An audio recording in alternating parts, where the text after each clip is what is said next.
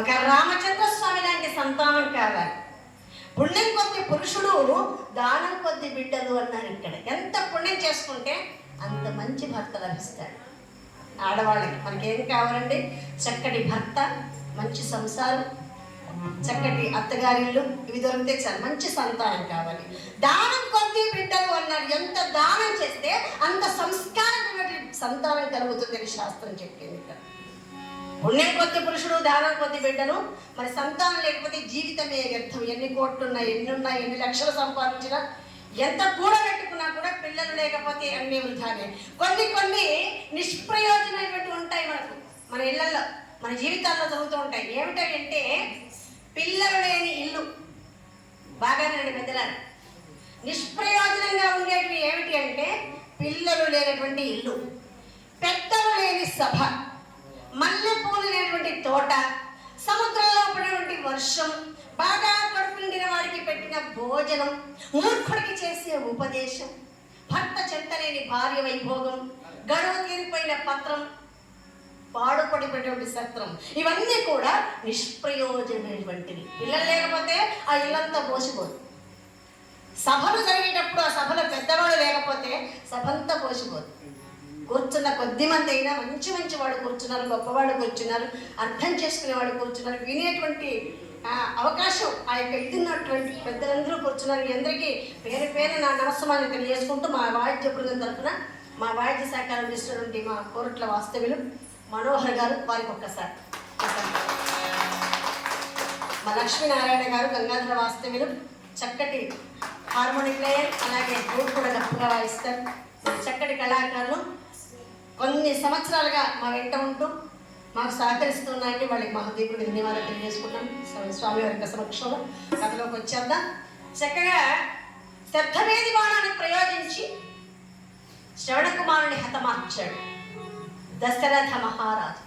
ఇక్ష్వాకుల వంశస్థుడు అయినటువంటి దశరథుడు అయోధ్య నగరాన్ని పరిపాలించినటువంటి రాజు. 6 ఏళ్ళు కాదు, 60 ఏళ్ళు కాదు, 60,000 సంవత్సరాలు పరిపాలించాడు. ఏకఛత్రాధిపత్యంగా అజేయమైన అయోధ్య నగరాన్ని పరిపాలించాడు. ఆయనకు కౌసల్య, సుమిత్ర, కైక 3 భార్యలు. ఆయన పరిపాలనలో ప్రజలకు ఎలాంటి బాధలు లేవండి. ఎందుకుంటాయండి? గ్రామాన్ని పరిపాలించే గ్రామాధికారి బాగుంటే గ్రామం అంతా బాగుంటుంది. ప్రథమంగా ఒక ఇంట్లో అయినా కూడా ఆ భార్యాభర్తలు బాగుంటే వాళ్ళకు పుట్టిన సంతానం బాగుంటుంది. సంతానం బాగుంటే సమాజం బాగుంటుంది. సమాజం బాగుంటే ప్రపంచం అంతా బాగుంటుంది. ప్రథమంగా ఎవరు బాగుండాలంటే రాజ్యం పరిపాలించేటువంటి మహారాజు బాగుండాలి. రాజు బాగుంటే రాజ్య ప్రజలు సుభిక్షంగా ఉంటారు, సస్యశ్యామలంగా ఉంటారు. ఈ పిల్ల జల్ల గొడ్డు గోద పైరు పంట అన్ని క్షేమంగా ఉంటాయి. ప్రథమంగా ఆ పరిపాలన చేసినటువంటి రాజుగారు బాగుండాలి. యతిబాధరంగరండోయ్ ధన మాన ప్రాణభయము ఎలా ఉంటుందో కూడా తెలియదు. పండిత సముద్రం అంటే 80 మహామంత్రులతోనూ, బ్రహ్మ ఋషి కష్టం అంటే గురువల్లుల ఆశీస్సులతోనూ, నవరత్న సింహాసనాన్ని అధిష్ఠించి రత్న వజ్ర వైఢూర్య చకిత కిరీటధారి దిగ్మండలాన్ని దట్టగాలి ప్రభలతో ప్రకాశిస్తున్న సూర్యుడిగా రాజ్యపాలన చేస్తున్నాడు మన యొక్క దశరథ మహారాజు. సర్వసంపదలు ఉన్నాయండి, కానీ ఏ లాభం? సంతానం లేదు. ప్రతి మనిషికి ఏదో ఒక కొరత లేకపోతే పట్టడానికి పగ్గాలు ఉండమని దేవుడికి బాగా తెలుసుండే. అందుకని ఏదో ఒక సమస్యతో సతమతం చేస్తుంటాడు భగవంతుడు. అపుత్రస్య గతిర్నాస్తి, సంతానము లేని వాళ్లకు గతులు లేవు. అపుత్రస్య గతిర్నాస్తి కాన ఎన్నో ధర్మ కార్యాలు చేశాడు, దైవ యజ్ఞాలు చేశాడు, అయినా సంతానం కాలేదు. ధర్మాత్ముడండి దశరథుడు, పుణ్యాత్ముడు. కౌసల్య, సుమిత్ర, కైక ఎంత గొప్ప భార్యలు, అయినా సంతానం లేదు. ఇక లేదు అని నిర్ణయించుకున్నాడు అంతే. ఇక ఈ జీవితం ఇంతే, నాకు సంతానం కాదు అనుకున్నాడు. కానీ అక్కడ శ్రవణ కుమార్ యొక్క తల్లిదండ్రులు ఏమని శపించారు అర్థం చేసుకున్నారు. మీ అమ్మాయి చెప్పింది మీకు అర్థం అవ్వలేదు. మూర్ఖుడా, నా కుమారుడిని పట్టణ పెట్టుకున్నావు, మా కుమారుడు లేకపోతే మాకు ఈ జీవితం ఎందుకు, మాకు ఈ జన్మ ఎందుకు? అంతులైన తల్లిదండ్రులు ఆ ఇద్దరు కూడా గుడ్డివాళ్ళండి. చిన్న వయసు నుంచే తల్లిదండ్రులను సేవించుకొని అతని జన్మ తరింపజేసుకున్నాడు శ్రవణ కుమారుడు. ఆ చిన్న వయస్సులో కుమారుడు లేకుండా మేము ఎలా జీవిస్తామనుకున్నాము, మా కుమారుడు లేకుండా మేము జీవించలేము, నాయనా పుత్ర పుత్ర పుత్ర అంటూ ప్రాణాలు విడిచేటువంటి ప్రయత్నం చేసి ఆ ప్రయత్నంలో శపించారు దశరథ మహారాజుని. ఏమని? మూర్ఖుడా, నీవు కూడా మా వలనే ప్రాణం పోయే సమయంలో పుత్ర పుత్ర అంటూ గర్భశోకంతో మరణిస్తావు, పుత్ర పుత్ర అంటూ ప్రాణాలు విడిచిపెడతావని శపించడం జరిగింది. మావనే కొడుకా కొడుకా అంటూ నీవు కూడా మరణిస్తావు అని శపించడం జరిగింది. అప్పటికి సంతానమే లేదు దశరథ మహారాజుకి. ఏమిటిది? సంతానం లేదు అని నిర్ణయించుకున్నాక ఈ శాపం ఏమిటబ్బా అని ఒకవైపు ఆనందం వేసింది. నాకు సంతానం కలిగేటువంటి ప్రాప్తి ఉంది కాబట్టే, ఆ ప్రాప్తి ఉంది కాబట్టే వీళ్ళు శపించారు అని బాగా ఆలోచించాడు దశరథుడు. ఓహో, పుత్రార్థి పుత్ర సంతానం అవుతుందేమో, అందుకే మీరు శపించారు అని ఆనందంతో ఆ కార్యక్రమాన్ని ముగించుకొని తిరిగి రాజ్యానికి వెళ్ళి తమ కులగురువైనటువంటి వశిష్ఠ మహర్షి విషయాన్ని చెప్పాడు. ఇంకెందుకు దశరథ ఆలస్యం, చైపుత్ర కామేష్టి యాగం అన్నాడు. సంతానం లేని వాళ్ళు, సంతానం కావాలి అనుకునే వాళ్ళు పుత్ర కామేష్టి అనేటువంటి ఒక యాగం ఉంటుంది. ఆ యాగాన్ని చేస్తే తప్పక సంతానం కలుగుతుంది. చెప్పిందే తడవు. వైభోగంగా ఆ యొక్క పుత్రకామిష్టి యాగం చేశాడు. ఆ దేవదేవుణ్ణి స్మరించుకుంటూ, ఆ శ్రీమన్నారాయణని వేడుకుంటూ జయ జయ కమల సదన భవతరణ జయ జయ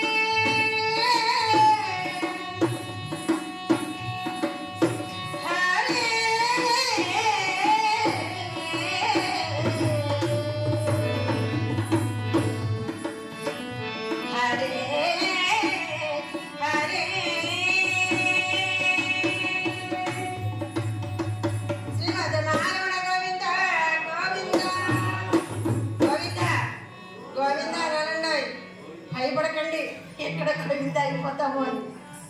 గోవింద అనాలంటేనే భయం. అనాలి, ధరించాలి, జన్మసార్థకం చేసుకోవాలి. నారాయణ నారాయణుడి 4 అక్షరాల పరమార్థం ఏమిటయ్యా అని నారద మహర్షి వెళ్ళి శ్రీ మహావిష్ణువుని అడిగాడు ఒక సందర్భంలో. నారద, నువ్వు అడిగావు కాబట్టి ఆ ప్రశ్నకు సమాధానం నీకే దొరుకుద్ది, చక్కగా 4 దిశలు తిరిగి రాపు అని పంపించాడు. తూర్పు, పడమర, ఉత్తరం, దక్షిణం. చక్కగా వెళ్ళాడు 4 దిశలకు. ప్రథమంగా వెళ్ళినటువంటి ఆ దిశకి ఒక పంది ప్రసవించింది. ఆ ప్రసవించిన సందర్భంగా నారాయణ నారాయణ అనుకుంటూ వెళ్ళాడు నారదమహర్షి వారు. ఈ నారాయణ శబ్దం ఎప్పుడైతే పంది విరిందో పుట్టుకుని చచ్చిపోయి చూశాడు. ఇదేంటబ్బా, స్వామి వారి ఆ నారాయణ స్వరం వినంగానే ప్రాణాలు విడిచిపెట్టింది. చిచ్చి అనుకుంటూ పడవకి వెళ్ళాడు. అక్కడ ఒక రామచిలక ప్రసవించింది. ఈ నారాయణ శబ్దం వినంగానే అది కూడా పుట్టుకున్న ప్రాణాలు పడిపోయింది. నొచ్చుకున్నాడు నారద మహర్షి, ఏమిటిది, ఈ నారాయణ శబ్దంలోనే ఉందా లేకపోతే వాళ్ళ ప్రాప్తం వల్ల ఉందా అనుకున్నాడు. అని మరొక వైపు ఉన్నాడు. అక్కడ ఒక లేగ దూడ ప్రసవించింది. ఆ లేగ దూడ కూడా ఈ నారాయణ శబ్దం ఎప్పుడైతే విందో అది కూడా పుట్టుకున్న చచ్చిపోవడం జరిగింది.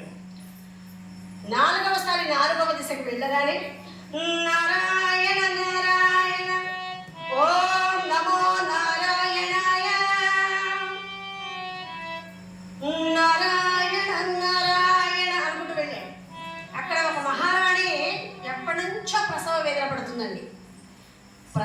వేదన మానవాళ్ళకు తెలుసు.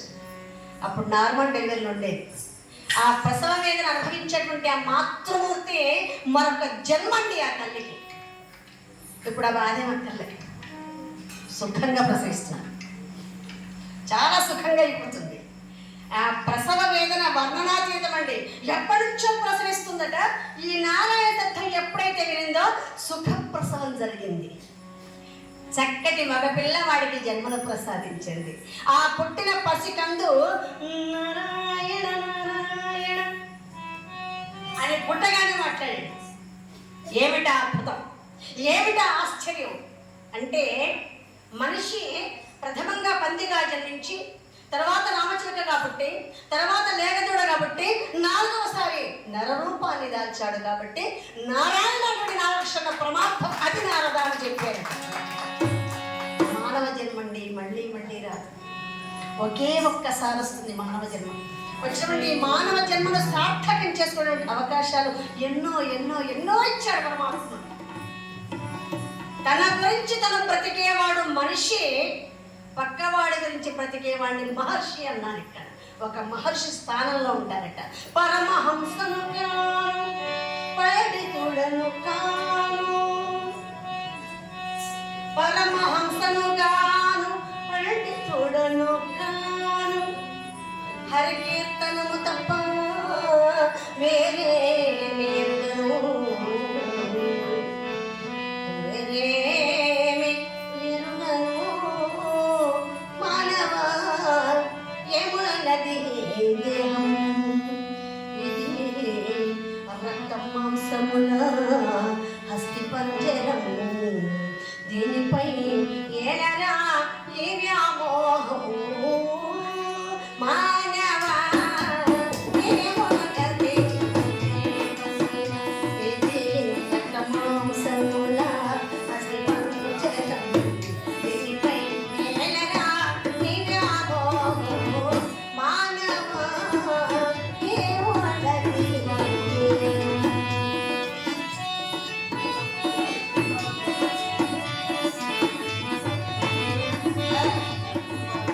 నవమాసాలు కడుపున చెరబడి, మానవుడు 9 నెలలు ఈ గర్భంలో ఒక చెరసాల్లో ఉన్నట్టుగా ఉంటాడు.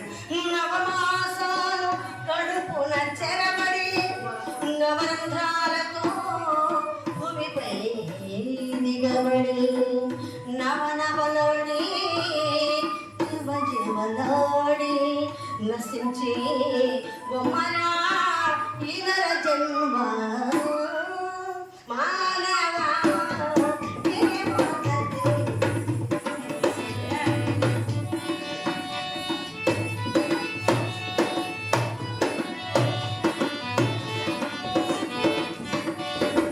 ఊపిరి రానే వరకే నీది నాదను మమకారం. శరీరంలో చిన్న ఊపిరి, చిన్న గాలి, అది ఎలా ఉంటుందో ఎవరికి తెలియదండి. ఆ చిన్న ఊపిరి ఉన్నంత వరకే ఇది నాది అది నీది తన్నుకు చస్తారు మానవులు. ఆపై వల్ల కాటిలో ఉండబోయే తేడా, మట్టి మట్టిలో గాలి గాలిలో మయము బొమ్మరా మానవ జన్మ, మానవ ఏమున్నది, మానవ ఏమున్నది, ఇది రక్త మాంసముల హస్తి పంజరం, దీనిపై ఏలరా ఈ వ్యామోహము, మానవ. వచ్చేటప్పుడు నీతో తెచ్చేదేమి లేదు, పోయేటప్పుడు తీసుకుపోయే దశలే లేదు.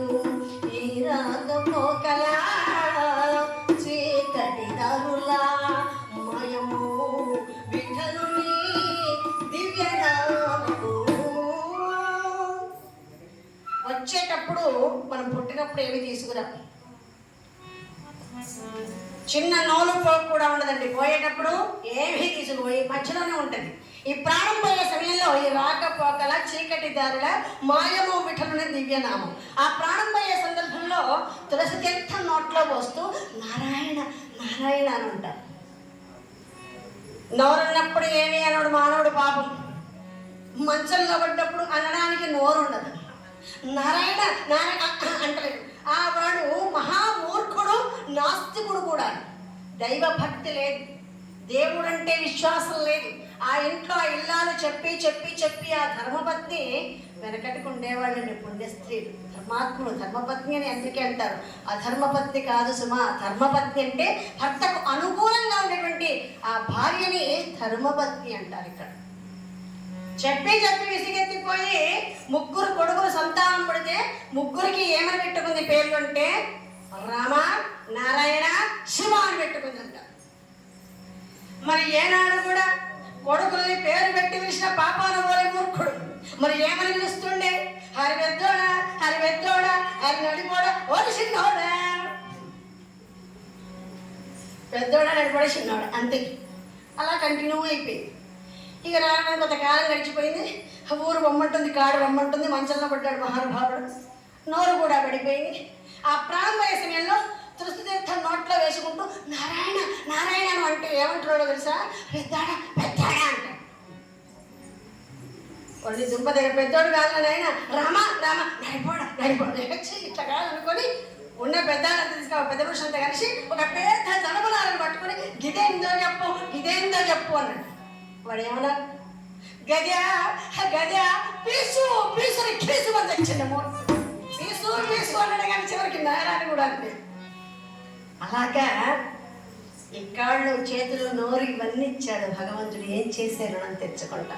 చిన్న సహాయం. ఈరోజు మన ఇందుర్తి గ్రామంలో నేను గత 2-3 రోజులుగా కార్యక్రమం చేస్తున్నాను. ఒక రోజు అంటే వదిలేయండి, ఒక 2 రోజుల నుంచి కార్యక్రమం చేస్తున్నాను. ఈ కార్యక్రమాలు నేను చేసి మీరు కూర్చున్నది, మీరు నాకు సహాయం చేసింది, ఇవన్నీ కూడా ఎన్నోసార్లు గుర్తుపెట్టుకుంటానండి నేను.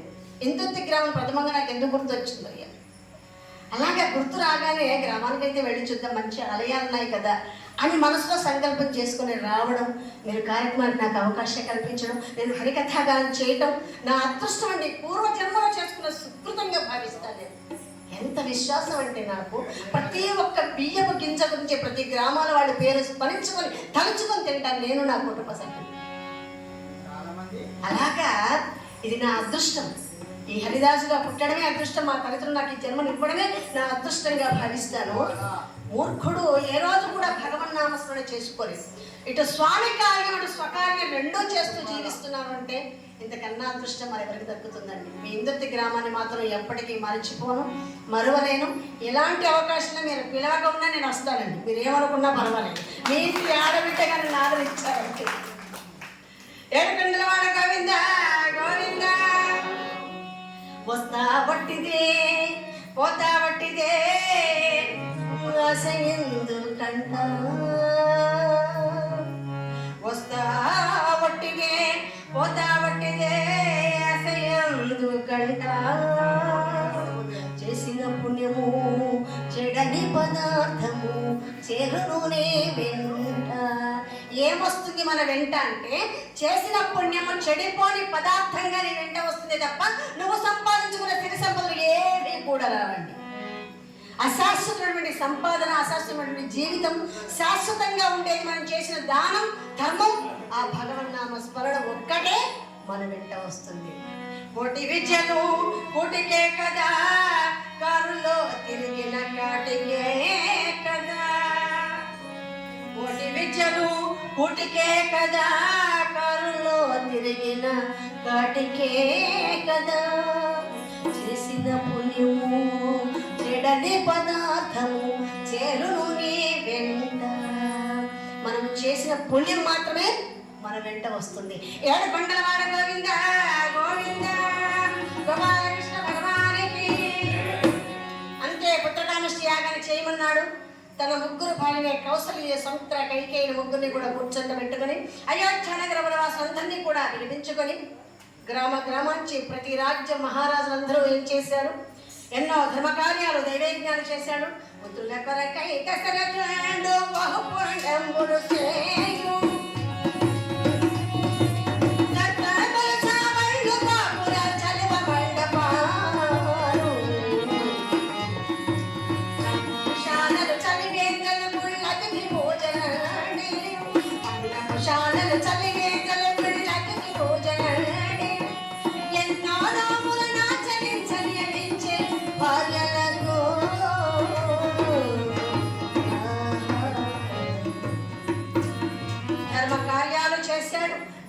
యజ్ఞాలు చేశాడు, సత్రాలు కట్టించాడు, భూదానం, గోదానం, వస్త్రదానం, స్వర్గదానాలు, ఇలాంటి దానాలు ఎన్నో చేసి ఆ యొక్క పుత్రకామేష్టి యాగాన్ని వైభోగంగా నిర్వర్తించాడు.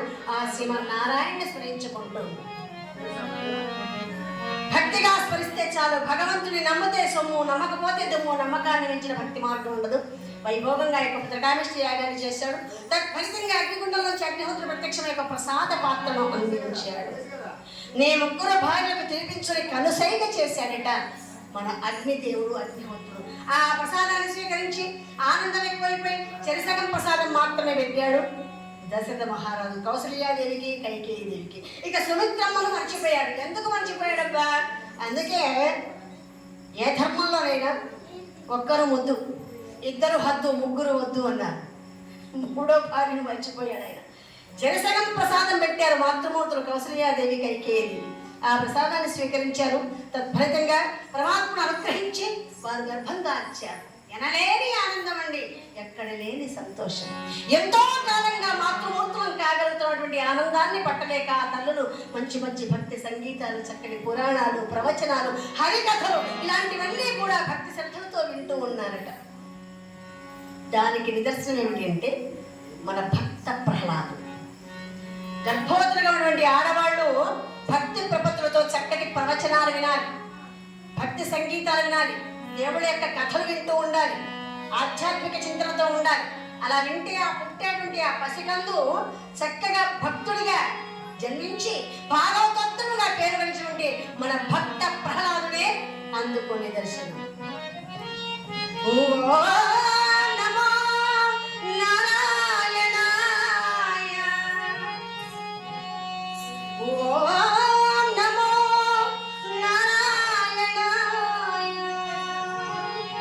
నారాయణ మంత్రం శ్రీమన్నారాయణ భజనం